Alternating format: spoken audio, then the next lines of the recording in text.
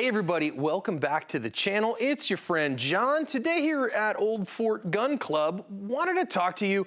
Was recently sent a video from somebody who was like, hey man, this guy's arguing that it's cool to shoot 40 cal through a 10 millimeter. I hear this as well. It's cool to shoot 380 through a 9 millimeter. And I'm here to tell you today why I would never recommend it and why it can be very unsafe for your firearm. Filster is one of my trusted holster makers with great offerings like the Floodlight and trauma medical equipment to keep you and your loved ones safe. They're one of the few companies that I trust to make a quality product at a good price, and I thank them for sponsoring today's video. I want to give you a little bit of history here so that you understand why we think, this kind of stuff is being taught and why, golly sakes, guys, don't do this, okay? I saw this again. Somebody sent me this video. It's somebody who is not very high information, but has a lot of, followers on social. It says, oh, you can shoot 40 in your 10 millimeter, and it's fine, and it works great, and it feeds reliably. Okay, maybe it might, but maybe it will work for a little while, but it is dangerous. I do not recommend it. And what it really says to me is whoever recommends that doesn't understand the difference between revolvers and semi-automatic firearms at a significant enough level to recognize what they are doing and the challenges that they are putting together for their gun. So I have some stuff for us to look at here. I have, in terms of 10 millimeter and 40, what the case dimensions are. Then I also have a little, just a little kind of, picture of the different chambers. Now, I just want to, again, remind us, very simply, right? So that is, let's see if I can get it to kind of see, that's a 9 millimeter, right? So this is a typical, though, caseless cartridge, or not caseless, goodness sakes, rimless cartridge is what I mean. That's a rimless cartridge. This, on the other hand, is a 38 special, so that you can see right here, it's got a little rim on it, right? So in a revolver chamber, that rim is what catches on the chamber. So you've got this revolver chamber here, and again, wherever this revolver chamber stops, then it goes over a little gap, and then you've got what you call a forcing cone that then connects to the barrel of the revolver. On a semi-automatic, on the other hand, the barrel connects directly to the chamber. So with a 9 millimeter, with a rimless cartridge, it goes in and seats all the way fully, and the bullet is actually sitting inside of the barrel, whereas in a revolver, it's not.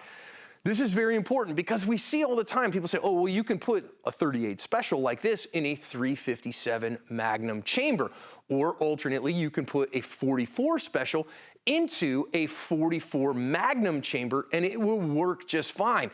And the reason for that is the difference in how semi-autos and revolvers headspace. Now, the headspace is the difference, is the distance from the breech face. So the back here is going to be your breech, back behind this, to the front of the cartridge that it is chambering. And in a revolver, it headspaces off the rim. So the rim decides how far this round can insert. So if you have a 357 Magnum chamber or a 44 Magnum chamber, it's long enough to take a full 357 mag or 44 mag round, which are longer. But the other ones, the 38 special, are the same exact diameter, and it has the same rim. It's just shorter. Now, again, in a revolver chamber, that still puts it in the same headspace, it's same breech face length. And because this one would be a little longer for a 357, shorter for a 38 special, and it doesn't change the head spacing on the gun. However, on a rimless cartridge, you can see where it head spaces here is at the chamber front. And what that does is, kind of hard for me to show you that here, but see if I can, is that this little lip right here, which is the end of the case, is what the gun inserts to. So it inserts all the way until the very edge of the case comes into contact here with the edge of the chamber. And so it inserts all the way fully. Now, of course, one of the problems with that, and the reason that, we get this idea and people say, well, John, can I shoot 40 out of a 10 millimeter? The problem here is a 10 millimeter case is 25.2 millimeters long, whereas a 40 Smith & Wesson case is 21.6 millimeters long. Or if you put that in standard, again, Imperial system, the only system that's been to the moon, you have 0.992 inches for a 10 millimeter case, 0.850 inches for a 40 case. So what you have there is 0.068 inches. So only 0.06 of an inch. But when you're talking about, the huge amounts of pressure in the chamber of a firearm, that's a pretty significant difference. And so what happens here when you are doing this and trying to load a 40 case into a 10 millimeter is that instead of inserting all the way to where the rim, the edge of the case inserts and stops here, it stops short. If I were to draw that here, so what you would have is you would have your kind of rimless case here, and then it goes all the way here. And what that looks like is, if I try to kind of draw this so that you can see it, is this might be what a 10 millimeter looks like, right? And the bullet is gonna sit like this and come from here. And you can see that it is all the way settled back to the back. Whereas if instead I am loading a 40 cal, it doesn't go this far. Maybe it goes that far instead. And you've got that little bit here, and now you've got a bullet coming through here, right? So you've got this gap right here. See this right here? You've got these gaps. That does two things and creates significant problems and significant issues that can come to light and be a big issue. Number one, as that bullet starts to leave, which it will, it builds pressure here. Now the walls here on the side are the same diameter because the 10 millimeter case was cut down to make the 40 Smith & Wesson. So, but as that goes, you've got this unsupported area here. So you get this high pressure spike that was supposed to be kind of cushioned by the fact that it had case. Well, it doesn't. So what that's gonna cause is right here at this little wall, at this little 90-degree bend, you're gonna get erosion in that. And so that is going to cause premature chamber wear. That is going to cause spots. Now, of course, a 40 cal has less pressure than a 10 millimeter. So I'm not talking about, over-pressuring the entire chamber, but I am talking about sending significant pressure here that it doesn't really need. Second thing here is that you do have a much longer, what they call a leap to the lands here, because there's some smooth bore, then it gets to where it's an actual rifled barrel, and so it takes it longer to get there, can kind of introduce some more waviness to it, and so it decreases your inherent accuracy. Doesn't any of that stuff do with the revolver though. So there's problem number one. Problem number two is that rimless case, what's being held right here is being held by your extractor. And so that extractor is a real little piece, and it's like a little cup, like a little piece that's holding there.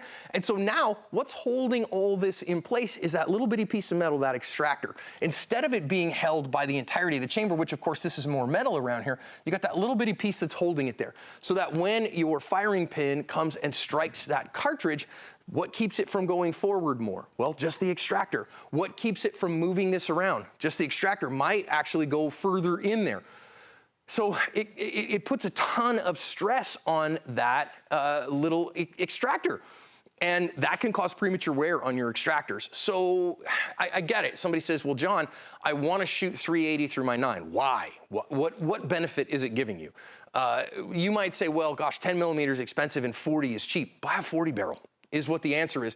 Because again, the two problems that it shows up here are premature throat wear here and also ejector problems that really ends up causing you, or I'm sorry, not ejector, extractor problems. Sorry, misspoke that.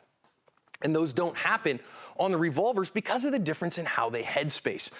So somebody that recommends that to you, what they really show is that they don't understand the realities of how firearms, in particular the chambers, are sized and how they are head spaced.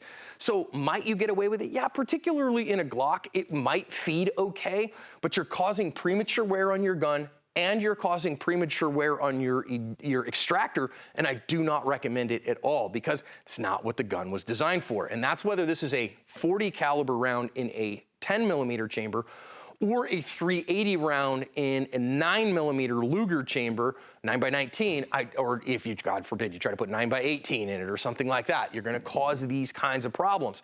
You also cause problems because the fact is, again, you have a different case length, different cartridge overall length in 10 millimeter and 40. You can cause problems in your magazine because, again, it's designed for a particular overall length of cartridge and it's not getting that, so you can cause some stagger issues and some of those things. So here's my big suggestion. Put the ammo in the gun that it is rated for in the gun. In a revolver, totally fine if it's rated for .357 Magnum to put .38 specials in it because it head spaces off of the case rim. In a .44 Magnum, totally okay to put .44 special in it, right? But in a semi-auto, don't play that game. Now, you know, there are cartridges like 9mm that are called by different names: 9mm Parabellum, 9mm Luger, 9x19. So you know, you'll hear those called different things, even though it's actually the same cartridge. So I'm not talking about that, but I am talking about here. My strong suggestion: do not run 40 caliber, 40 Smith & Wesson through a 10mm. Do not run 380 through a 9mm. You're just gonna cause problems in your gun. It may not feed well at all. In fact, I would be surprised in most cases if it did. You cause premature wear of your gun, and you're doing things that it doesn't really design to do. Hope that helps you. Please don't do this. And if you see somebody that's recommending that stuff, it tells you they don't really kind of understand firearms very well. And so I just wouldn't recommend you listen to them.